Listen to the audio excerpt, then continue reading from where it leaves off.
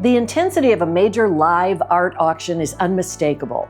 It's really a form of theater, a high society spectator sport, with the gavel crashing down, sometimes after just 30 seconds, and price tags soaring sometimes into the millions. Art auctions happen only through careful planning, strategic vision, and lots of hard work. Today we'll take a peek behind the curtain into the inner workings of this rarefied world of the high-end art auction. Welcome to Art Bytes, a podcast from the Nelson-Atkins Museum of Art, where we take you beyond the art on the walls and into the stories of the artists and the ideas behind them. I'm your host, Kathleen Layton. We're on the road this time at Christie's auction house at Rockefeller Plaza, which was founded in London in 1766 and began holding art auctions in New York in 1977. Samantha Koslow is joining us. Samantha is Director of Business Development and Head of Museum and Corporate Collection Services. Wow, that's a mouthful. It's a great title. So Samantha, tell me, what does it mean? What are you responsible for here at Christie's? Thank you so much, Kathleen. I'd love to start by just saying how happy I am to have you back here in New York and see you again. And you're right, it is a mouthful. It's a ridiculously long title, but it means that... But it means you're very important. Totally. That I think I have the most fun job at Christie's and that I get to be the person who really supports our museum and nonprofit partners. So while our work together has brought us through buying, selling, looking at collections, there's so much more to it. On any given day, I might be working on an appraisal, a program, helping with a loan request, thinking about patron cultivation, kind of you name it, it touches an institution, it runs through me. And I'm privileged in that I've spent over 16 years here at Christie's so far, and I hope many, many more, and always worked in various business development roles. So I've seen kind of Christie's from all angles and been a part of some of the most exciting sales we've had. And so no 2 days are alike, I'm guessing. Certainly no 2 days are alike, and that's what makes it fun. I wake up every morning with a bit of knowledge of what may come and also a great relief in knowing that I never know what's going to come, Right. and I can approach each day in that fun, exciting way. What type of art sells at auction best? Yeah, it's a great question and one we get a lot here at Christie's, because I think when you think about Christie's, you think about the masterpiece sales we've had. And of course, that runs all the way up to Christie's has sold the most expensive painting that's ever come to auction, a Leonardo da Vinci that made $450 million back in 2017. Oh, that just makes me nervous thinking about it. So you have to imagine me in the back of the sale room sort of holding my breath through that whole experience. It was very exciting. But, that's certainly not all. Christie's sells quality objects across many different collecting categories. I believe we have over 60 different categories here at Christie's that we offer. And there are sort of 6 things that we point to that we call the determinants of value. And it's really, I think, helpful to think about those things when you're evaluating a work of art that might come for sale at Christie's. So, of course, we think about the artist. So there are certain names that are going to hold more resonance. Let's say Picasso. Most anyone you meet is going to have some association with Picasso. Mm-hmm. But then there are lesser known artists that sometimes are not appropriate for sale at Christie's because they don't have a known market, or we can help elevate those markets. So it can be really exciting. Second is subject matter. So I'm sure you can envision a beautiful, idyllic landscape may hold higher value than, let's say, a scene of war, or something that's a little harder for people to. Not always, but those are some things to think about. Of course, rarity. So whether it's a Picasso ceramic, let's say, so there were many of them made and put out on the market versus a one-of-a-kind masterpiece. Mm-hmm. Condition, so sometimes works of art have had damage throughout their lifetimes. Something that, of course, is more affecting old masters, antiquities, that sort of thing. Provenance, so who has owned the work of art? So one of the lineage of exactly. artwork. Uh-huh. So was it a part of a great European, American, international collection? Was it owned by a great museum, for instance? Those things really hold weight with our collectors. And then the one that's the hardest to put your finger on, the je ne sais quoi, is sort of the quality. So while there are some that are sort of known masters, there are also different levels of quality that apply to different fields. So those are some of the things we think about when evaluating a work for sale. So let's take an example of one object and follow it through the process that you go through. The Nelson-Atkins sold a Monet painting at Christie's, and you were very involved with that. So once you had that masterpiece in your hands, what did you do? Sure. So it was fun to think about. Of course, when the work arrives for sale, that's when you think the process begins. But actually, our process with the Nelson-Atkins started long before we took possession of the work of art. So from the minute we get that call from the museum, we really start thinking of them as our partner in the process. And we work together with the team to roll out a PR strategy, a launch strategy, kind of pick the perfect spot to place the work, announce it, and then roll out our full marketing campaign. In the case of the Monet, we announced the sale in Paris. We timed that announcement around our activities for the 150th anniversary of Impressionism, which is happening in 2024, and really capitalizing on the energy and attention that the work would get there. From there, the work then went on to travel the globe. It visited Hong Kong and Taipei before coming back for sale here in New York.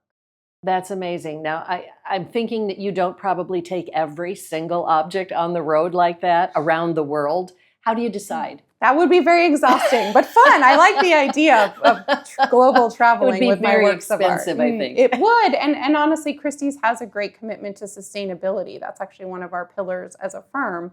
So we're very strategic in where we tour works of art, and we look at prior bidding activity and interest from our clients. We maintain, great depth of data, as well as convening moments in the art world. So I mentioned that 150th anniversary of Impressionism, as well as art fairs that might be going on or other sort of key moments on the global art calendar. So those all play a great role. So the night of the auction, I remember how exciting that was, but also you had the items for sale all in a certain order. And I know that had been really thought through carefully. Are you looking for drama, excitement, momentum, probably all three? All of the above. How do you do that? So much planning goes into anything that happens here at Christie's, of course, but especially the cadence of our sales is really important because we want to get bidders engaged right from the beginning. So generally, we like to start our sales with something that might be at a slightly lower or more approachable price point, or an artist that we know is really attractive and hot in the market, so that we have sort of that guaranteed bidding right from the start. Something fun to note is that the Nelson-Atkins Monet was actually lot 8 in the sale, so quite early, but 8 is a very auspicious number internationally. So we really wanted to give the Monet that pride of place within the sale. I didn't know that. The number 8. Mm-hmm. The number 8's the infinity symbol. Okay, very interesting. Exactly. So who can come to an auction? Can anyone just attend an auction, or do you have to have a special financial consideration or something like that? What I think a lot of people don't know is that almost every sale at Christie's is free and open to the public. We like to think of ourselves as one of the great sort of free public museums in a way, or great cultural attractions in the city of New York. Of course, there are exceptions to that. So our major evening sales that happen only a handful of times per year are ticketed. And that's really just to make sure that the people who are most likely to bid, because there's so much demand and excitement around those sales, as you remember, we need to make sure the bidders have space reserved in the room. So there are about 250 or so seats in the auction room that are reserved for bidders. And are some seats better than others? Do you place people the way that you place art in the auction? They really aren't. Because it's such an intimate sale room, we like to say that every seat is a great seat for different reasons. So sometimes you might want to be closer up near the auctioneer. You may want to be closer to the phone bidders who are bidding with clients who might not want or be able to be physically in the room, so they can bid with a Christie specialist. And then we often get sort of surprise bidders jumping in from the back. And that's when you really want to be able to have a seat that allows you to view the whole room. So truly, there's no bad seat. So the auctioneer is up there with all those prospective bidders out in the audience. What are they looking for when they're scanning all of these people? We have some idea of who might be interested in bidding during the sale. We spend a lot of time in the lead up talking to collectors, trying to get a sense of who's going to be engaged. But the magic and fun about auction is that you really you can never be fully prepared, and you never know who might be drawn in by the magic of the bidding or who may decide to sit on their hands on that particular night. So the auctioneer has an incredibly important job of both watching the entire room, but also being in tune with the phone bidders, listening and watching their slight clues as to, I might have someone engaged, watching their hand and symbols. that's a Christie's employee, right? That is on the phone with somebody, and we don't know who they are, but they pull up their finger and say, wait. Exactly. Okay. So I think it's something where it's hard to put into words or data, but it's that synergy amongst the team. And something you and I talked a little bit about in the past is that relationship amongst the members of our team, that we really know each other well and we really enjoy working together. And I think you really need to have that camaraderie and knowledge of each other so that we can react in real time. The auctioneer also has to be watching the bidders online. So those big screens in the back of the room allow the auctioneer to be aware of people who may be bidding online. And Christie's has seen a great uptick in terms of online bidding in our sales, which is really exciting. We had to do a lot of pivoting to bring in digital aspects to our sales, and it's a great way to bring in even more bidders. And how did that pivot was that COVID? We've always had online bidding capabilities, but COVID really sort of threw the old model out and introduced a new way of thinking about our auction. So in sort of March of 2020, when things were shutting down and Christie's couldn't hold live sales, it was a really challenging moment for us because bringing people together for the auction has always been a key part of our model. But I was really impressed with how the team handled that situation and quickly rallied together and came up with this concept that we called One. It was the first global relay sale. So we had auctioneers in 4 locations: New York, Paris, London, and Hong Kong. And they sold works without any bidders in the room and all sort of through live feeds. So we had auctions going on in all 4 sale rooms. It was incredible. How does that work with the energy? The energy in the room a lot of times comes from the people that are sitting in the room. If there's no one sitting in the room, how do you maintain that excitement? I certainly agree with you that the energy in the room can have a huge impact. But we've found ways to amp up the drama through digital tools as well. So during that time, we really increased our production value. So we did have telephone bidders, and we really turned it into more of a production. To make sure that drama was really felt for the people bidding online or over the phone. We've introduced a few other sort of new and exciting things. So large LED screens in our sale rooms that allow video components to come in, as well as dramatic lighting. So I don't know if you noticed during the Monet sale, but one thing that's really fun to point to is we use sort of color and light to announce a key moment in the sale. So the entire room was bathed in this beautiful violet light at the time of the Monet sale. So it indicated to bidders, like, this is something to pay attention to. Special. Yeah, I remember that because it really did make a huge difference. Yeah. The crowd sort of got quiet and they were kind of looking around very expectantly. Exactly. So you engineer that. And one more fun fact, I thought it's really fun to mention in terms of just celebrating auctioneers here at Christie's is we are committed to gender parity in our auctioneers. So all of our evening sales are 50-50 split between male and female auctioneers now at Christie's. Super. Yeah. What kind of audience are you seeing buying art? Has that shifted at all? Is it all a certain age group? One of the things that's really interesting about working at Christie's is, of course, we have our known collectors.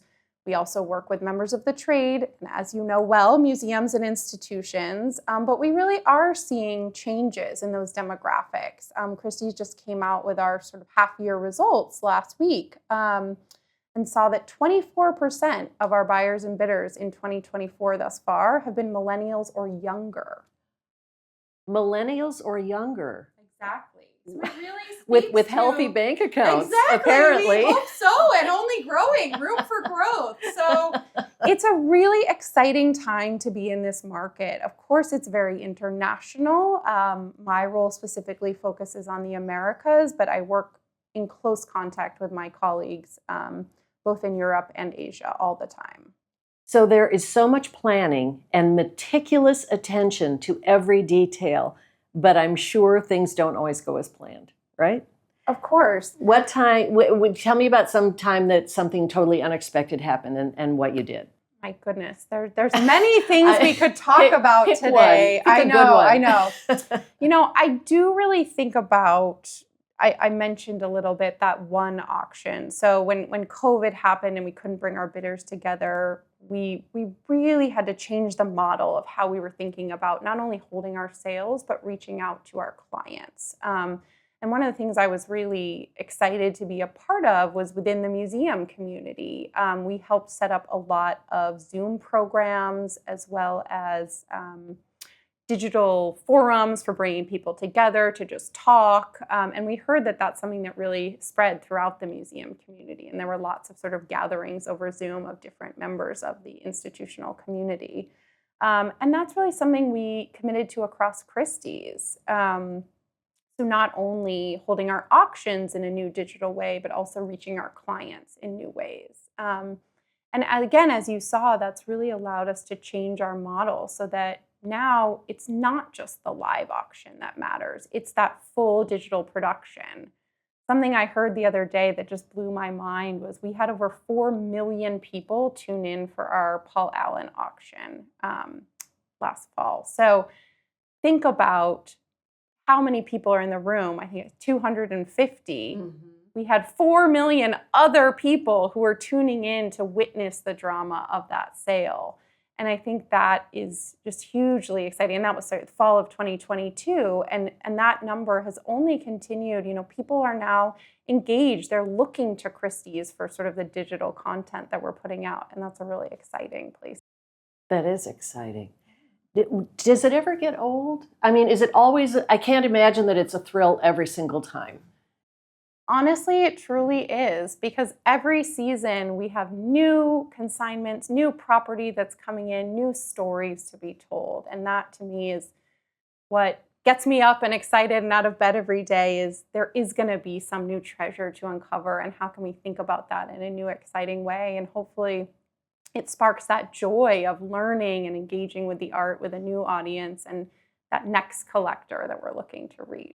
You did the Elton John sale, is that right? Yeah, so that was one of the other ones I was thinking about, because that was quite a long process in working through how do we present that in a way that really stays true to Elton John, the man, the performer, but also the art collector and that sort of lesser known area of his life. So we had a sale of the contents of his Atlanta home, and it was really such a fun moment because we had everything from the art collection to a car and his silver sparkly boots that just went crazy. I don't remember the final number, but oh my goodness, it was just such a great sale to be a part of, and kind of took me back to one of the earliest sales I had at Christie's, was the collection of Elizabeth Taylor back in 2011.